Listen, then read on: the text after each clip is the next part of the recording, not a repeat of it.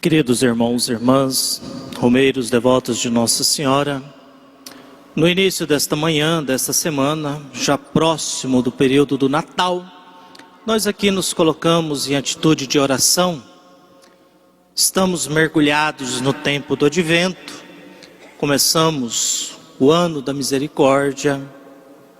Em comunhão com a igreja nós celebramos São João da Cruz e nos deparamos com o Evangelho de Mateus. Ou seja, é muita coisa para celebrar em pouco tempo. É muita referência para nós. E a gente corre o risco, muitas vezes, mais do que nunca, da gente se perder. E não conseguir bem rezar. E rezar de verdade. Até porque cada vez mais está ficando difícil rezar. Está ficando difícil prestar atenção naquilo que é falado. Porque nós mudamos. Nós somos uma geração agora da imagem. Nós não somos mais homens e mulheres de palavras. Os antigos diziam uma frase interessante: eu sou um homem de palavra. Nós não somos mais homens e mulheres de palavras. Nós somos homens e mulheres da estética, plásticos e líquidos. Porque não somos mais de segurança, de solidez. Somos da incerteza, da dúvida. E quando nós celebramos tipo um São João da Cruz, que faz parte daqueles que são os procuradores de Deus na história da salvação, quando nos deparamos com o Evangelho de hoje, que é uma das páginas mais violentas do Evangelho de Mateus, antes de Jesus ser condenado à morte, nós sempre procuramos nos perguntar: e eu? Como que eu fico diante disso? Que mundo que eu estou vivendo? Que tipo de experiência de fé que eu faço? Que tipo de gente que eu me proponho a ser? Por que nós, às vezes, não conseguimos ser melhores? E aí a gente recorda muito bem o poeta paraibano, que queria perguntar para Deus: por que alguns são felizes e outros sofrem tanto, já que nós nascemos do mesmo modo? De que material Deus é feito? E por que Ele não nos fez do mesmo modo? Por que nós temos uma dívida tão grande? E que dívida é essa que nós temos que pagar com a própria morte? Que dívida é essa que nós temos que pagar com a própria morte? Nós não damos conta de construir o paraíso. O paraíso foi uma realidade que Deus nos propôs e que nós fomos demitidos daquele lugar. Nós não conhecemos. Nós somos filhos daqueles que foram expulsos do paraíso. E o que nos resta nesse mundo, já que nós perdemos o paraíso, é fazer um esforço muito grande de fazer com que esse mundo não seja um inferno com a sua presença. É fazer um esforço muito grande, que a gente não permita que a história se torne um inferno, cada vez mais violenta, cada vez mais seletiva, cada vez mais perdida, sem noções de valores, em que nós vivemos e não sabemos por que estamos vivendo. Que nós simplesmente escolhemos quais são as pessoas que devem ou não ser veladas, quais são as notícias que nos interessam, e vivemos hoje mais do que nunca que o mundo existe a partir daquilo que eu quero, porque a minha vontade é o que manda, o que eu penso é o que determina o real, e eu vivo sonhando com aquilo que não existe. Eu queria tanto que meu Natal fosse assim. Não, seu Natal não vai ser conforme você sonha, vai ser com essas pessoas que fazem parte da sua vida. E por mais que você não goste de alguns parentes da sua esposa, não se iluda, eles vão jantar na sua casa. Por mais que você sonhe com certas coisas, quer se livrar de algumas pessoas, não tem jeito, eles fazem parte da sua família. Então comece a viver segundo aquilo que é. Comece a partir e olhar as coisas conforme elas são. E comece a se perguntar sempre qual partido e qual lugar que eu vou viver. Nós temos hoje mais do que nunca alguns problemas sérios. O trânsito brasileiro mata mais gente do que foram mortas na guerra do Vietnã. Mas não tem problema. A guerra do Vietnã é o centro das nossas atenções. É mais fácil você morrer atropelado em São Paulo do que levar uma bala na faixa de Gaza. É muito mais fácil. Viu? Todo judeu que vem para o Brasil, a mãe deve dizer: tome cuidado com o trânsito brasileiro, que ele mata. E nós matamos. E matamos muito. Matamos em nome de Deus. Nós matamos porque somos ateus. Nós matamos a favor de Deus ou contra Deus. Mais do que nunca nós matamos. Estamos nos tornando insensíveis. Você vê vídeos nas redes sociais em que uma pessoa agride violentamente a outra, na base da paulada. Afinal, os problemas agora são resolvidos no tapa. Estamos aprendendo isso com Brasília. O Conselho de Ética agora resolve os problemas no tapa e nós estamos voltando a essa fase primitiva. E o mais angustiante, que alguém filma e não faz nada diante daquela violência. A pessoa tem alegria de ver a outra sendo espancada e ainda justifica, apanhou porque merecia. Nós falamos em bondade, mas sempre dizemos uma frase perigosa: eu não levo desaforo para casa. A pessoa se confessa e diz que está mentindo. E você pergunta: por que você está mentindo? Estou traindo a minha esposa, não estou querendo que ela descubra. Quer dizer, mentir é mais preocupante do que a traição. E sabemos muito bem que traição e desonestidade dá muito trabalho. Dá muito trabalho ser desonesto, trair os outros, enganar os outros. É muito mais fácil ser honesto e verdadeiro. Você quando trai tem que ficar controlando o WhatsApp, controlando o computador, inventando história, mentindo, criando situações, olhando se ninguém está te vendo com a outra pessoa, vigiando onde é que você vai, onde você não vai, controlando aquele outro se ele não vai descobrir ou não que você está passando a perna no outro. Quer dizer, ser desonesto e trair dá muito trabalho. É melhor a gente dormir em paz, fazer um esforço enorme da gente tomar cuidado com as realidades da vida. O Evangelho nos traz uma situação difícil para Jesus. Jesus resolve criar confusões no templo. Questionou o templo. Afinal, que tipo de igreja, que mundo é esse que promove a miséria? Que tipo de realidade é essa que promove o sofrimento das pessoas? Que fazem com que alguns sejam tratados pior do que os animais? Até porque tem gente no nosso mundo que nem direito de animal tem. Nem isso. Os animais têm mais direito do que elas.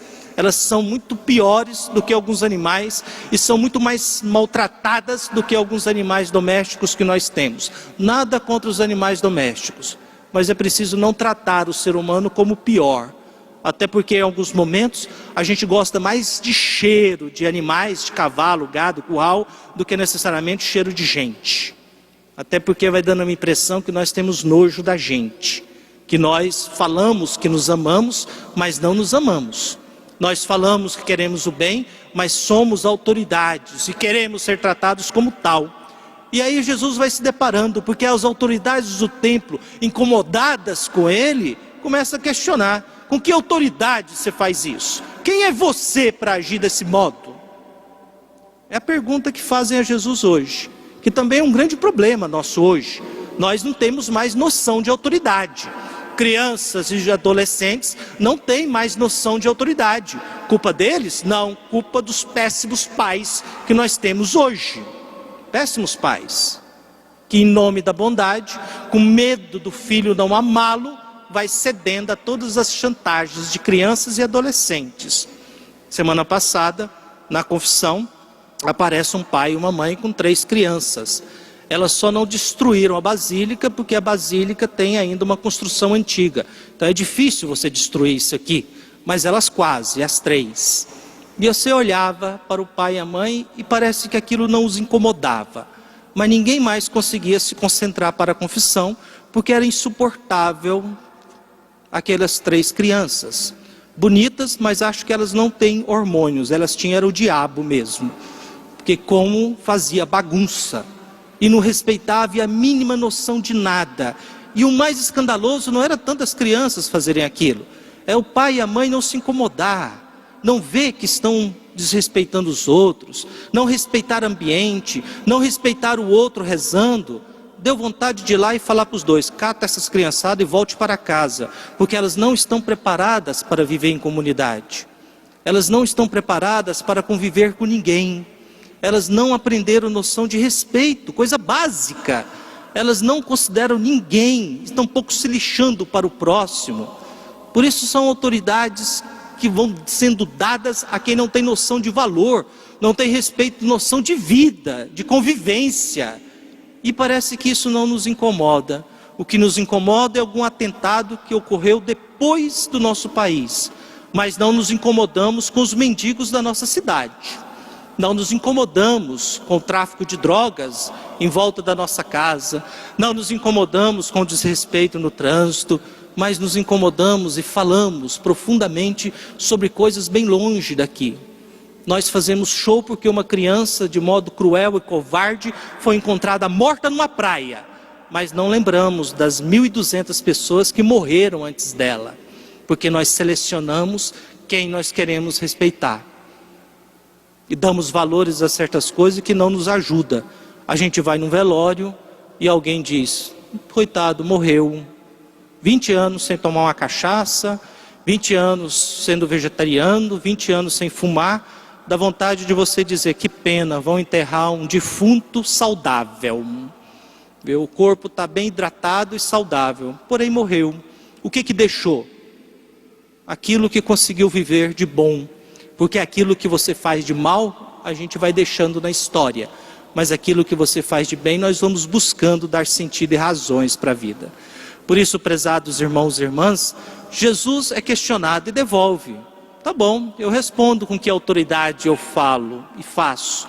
Porém, vocês me digam também uma coisa. É uma queda de braço de Jesus. Em que Jesus começa a se questionar e não deixa barato. Não perdoa. Então, o que vocês falam a respeito de João Batista?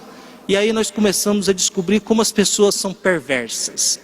Como nós agimos às vezes como aquelas autoridades. E ao mesmo tempo nós não queremos tomar decisões. Não queremos assumir o real. Porque faz parte do meu partido, faz parte do meu time, faz parte da minha família. Não comete erros. Eu nunca cometo erros. Eu sempre tenho razão. Eu sempre tenho razão. Porque eu nunca erro. Quem errou é o outro. Eu fiquei bravo e violento porque alguém me provocou. Eu traí porque foi a tentação, a fraqueza da carne. E aí mais do que nunca, a gente não consegue fazer experiências fortes de Deus. Nós não queremos mais subir a montanha. Nós não queremos mais atravessar as noites escuras. Tudo tem que ser fácil. Tudo tem que me alegrar. Tudo tem que me dar prazer. Nada pode me fazer sofrer. Porque eu não sei mais sofrer. Não sei mais sofrer. Eu não suporto mais sofrimento. Eu não tenho mais resistência para rezar muito tempo. Então tudo é na base do miojo. 3 minutos de oração está ótimo. Casamento de 3 minutos está ótimo. Amizade de 3 minutos está ótimo. E a gente não consegue ser resistência de que eu vou fazer o possível para ser bom. Vou lutar para ser honesto. Não vou querer ser como essas autoridades que colocam Jesus em xeque-mate. Mas eu vou aprender com Jesus a falar em nome de Deus. E ao mesmo tempo que eu estou falando em nome de Deus, eu vou olhando para mim, reconhecendo que eu não sei tudo, não dou conta de tudo, mas eu sou dono da verdade. Mas eu não quero, nesse mundo, de modo nenhum, ser contrariado. Não quero. Ai daqueles que falam de mim, mas você sempre vai encontrar alguém que vai falar de você. Você sempre vai encontrar alguém que não vai gostar de você. Você sempre vai encontrar alguém que não tem nada para dizer.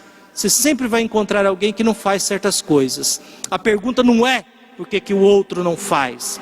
É porque você faz. Não é porque seu vizinho é desonesto. Por que você é honesto? Não é porque sua família não reza. A pergunta sempre é por que eu estou rezando? Por que eu estou perseverando? Por que eu estou sendo honesto? Por que eu continuo com essa família? Por que eu continuo crendo em Deus? E essa fé que eu tenho em Deus vai me ajudar ou não dar sentido para a minha vida?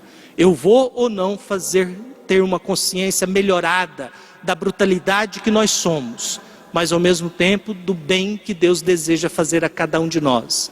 Mas isso vai exigir de mim uma perseverança, vai exigir de mim um esforço, vai exigir de mim um pensamento, uma consciência melhor de que a vida ela passa rápido, mas é preciso não ter pressa para viver. Em outras palavras, não ter pressa nas coisas. aprender a conviver, aprender a comer junto, aprender a rezar juntos, aprender a rezar pelo outro e fugir um pouco desse mundo egoísta, arrogante, em que o que interessa na vida não é tanto o que eu falo, o que interessa é se eu apareço. Se eu apareço, eu existo. Se eu não apareço, não existo. E eu faço de tudo para aparecer. Porque cada vez mais somos viciados na aparência. Somos homens e mulheres drogados. E quanto mais drogas de aparência, vaidade, mais meu corpo necessita de aparecer. E aí vamos chegando à estupidez da vida, em que nós valorizamos muito mais a morte, a violência, do que a esperança de que nós seremos melhores, mais justos, mais conscientes e mais esclarecidos dessa vida que nós temos. Conforme nos diz sempre, já que você, com o passar do tempo, você vai ficar mais velho, feio e torto, que você fique mais sábio. E sabedoria é gente como São João da Cruz, entende Deus, corre atrás de Deus, faz parte dos procuradores de Deus nesse mundo e nessa vida que nós temos. Por isso salvam a história. Não dão conta de fazer com que o mundo se torne o paraíso, mas também fazem de tudo para que esse mundo não se torne um inferno. Um coração que era assim para a vida, um coração que era assim para o irmão.